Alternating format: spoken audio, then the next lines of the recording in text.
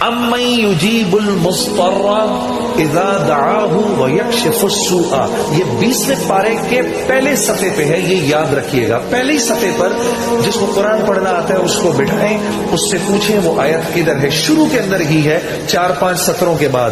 امن یجیب المضطر اذا دعاہ ویکشف السوء. جو یہ پڑھے گا اب سنیے اس کو کیا کیا ملے گا. سب سے پہلے کہ اس آیت کو جو ہر نماز کے بعد پڑھے گا، اس کے بعد اگر وہ دعا کرے گا اللہ رب العزت فی الفور اس کی اس دعا کو قبول فرمائیں گے. اور اگر فی الفور قبول فرمائیں گے. اور اگر اللہ اپنے علم سے جانتے ہیں کہ تھوڑی دیر بعد اس کا قبول ہونا ضروری ہے، تھوڑی دیر بعد قبول کریں گے. اس ورد کا کرنے والے کی اولاد کو اچھے رشتے ملیں گے.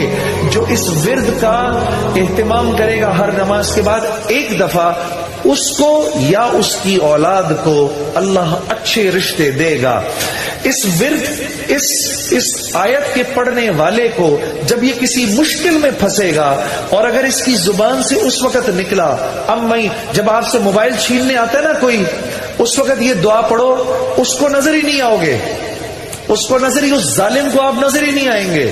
یہ میں آپ کو بتا رہا ہوں، میری گردن پکڑ لینا. اگر کسی کو دیکھو کہ موبائل چھیننے آ رہا ہے، یہ دعا پڑھو، امن یجیب المضطر اذا دعاہ ویکشف السوء. اللہ اس ظالم کو ہمت ہی نہیں دے گا آپ کے پاس آنے کی.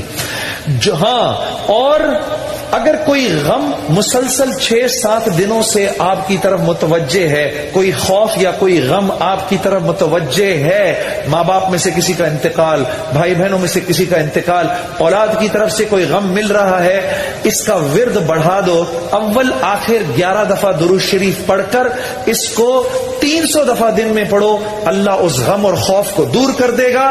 یہ ورد پڑھنے والا اللہ کبھی اس کو نامراد نہیں کرے گا. یہ جو دعا مانگے گا، امن یجیب المضطر اذا دعاہ ویکشف السوء، اللہ اس کی دعا پوری کرے گا.